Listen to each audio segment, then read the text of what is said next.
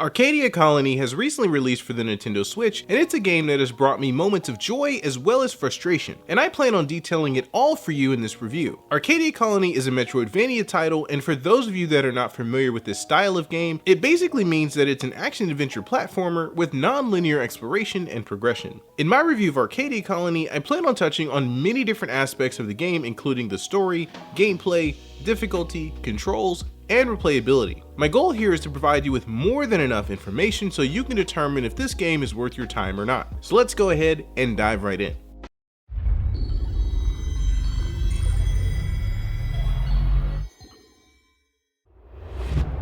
Arcadia Colony is available to play on Nintendo Switch and PC via Steam, and was created by an indie studio called Kaib Software House. In Arcadia Colony, you are tasked with saving a peaceful colony of animals from the People of the Sky. The People of the Sky have attacked your colony, and there are huge bird-like puppet bosses that are scattered throughout the world. As you play throughout the game and work to save your home, you'll learn more about the story, gain new abilities, and solve a vast array of puzzles. You'll play as 3 characters, Ari the bunny, Inji the porcupine, and Tazpo the mole. Each character brings with him a special skill or ability that will help you complete the game's puzzles. You can switch to each character at will, and in some cases you'll need to use a combination of their skills in order to achieve victory. Since Arcadia Colony is a Metroidvania title, the story isn't necessarily told in a linear fashion. The map is relatively large, and you'll end up going through many of the same sections repeatedly just to make sure you've completed all objectives and uncovered all of its secrets. If I had to describe Arcadia Colony's gameplay in one word, I'd say challenging with a capital C.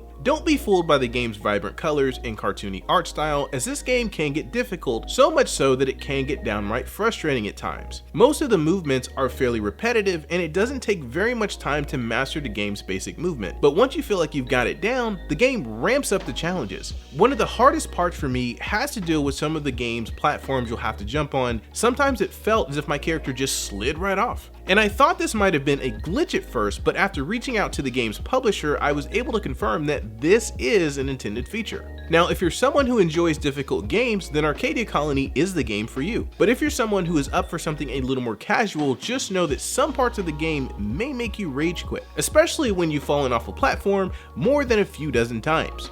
Even though it can be a challenge to complete some of the game's puzzles, I do like that Arcadia Colony doesn't severely punish you for your mistakes. If you fall off of a platform and lose all of your lives, you'll begin at the most recent checkpoint, which usually isn't far off from the puzzle you were working on. One of the biggest selling points of this game I've read in its description is the anime-esque art style. Now, I did mention earlier that I wasn't a fan of this, and I stand by that statement. The art is great on the 3 main characters you'll play as, and I can see the anime inspiration in the bosses, but that's about as far as it goes. I'm not a fan of the overall design of the level. The game tends to have this really soft, fuzzy look to it I'm not a fan of, but I do think this is a small thing, and I'd have to say that it didn't hurt my gameplay experience. The game's background track is okay as well. It's not something that'll blow you away by any means, but it does fit the game's overall setting in my opinion, and I'll let a little bit of it play for those of you that are interested.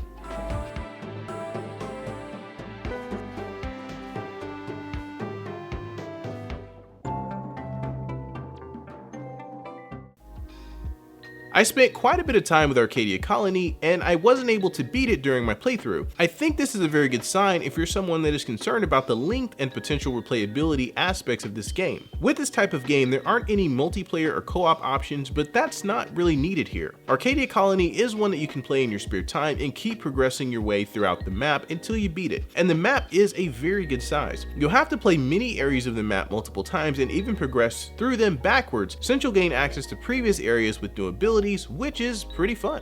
There are many aspects of Arcadia Colony I liked. I did enjoy the game's puzzles, even though they can get extremely frustrating at times. I would say that it was difficult to put the game down when I focused on reaching a specific location to explore more. I also think that this game's price point at just under $15 is relatively fair for what you're getting. With Arcadia Colony, you're not getting a huge over-the-top story. It's a game that knows what it is and tries to achieve that to the best of its ability. I will put the game's controls under the dislike column. The mechanics are relatively simple, and you'll primarily use only a few buttons while playing, but there are many times it simply felt like my buttons just wouldn't register. This would lead to me sliding off of a platform or falling to my death, which is extremely frustrating. I also would like there to be more rewards sprinkled throughout the game. You have to complete the game's puzzles, and many that can be challenging challenging as I've mentioned, but there isn't any type of reward at the end. It's just challenging puzzle after challenging puzzle. I think it would be nice to add something as a reward, whether it's a new ability, character skin, or even some type of additional story element. This would help provide some type of additional motivation to keep completing the game's mini puzzles. Arcadia Colony is a game that can provide you with a bit of fun, but it's one that I find very tough to give a rating. It's a tough, vibrant 2D platformer that simply tries to provide you with a fun experience. But after some careful thought, I've decided to give Arcadia Colony a score of 7 out of 10. It can be enjoyable, but I do not expect this game to blow most of you away, but for its very low price, it's definitely one that is at least worth checking out if you're in the market.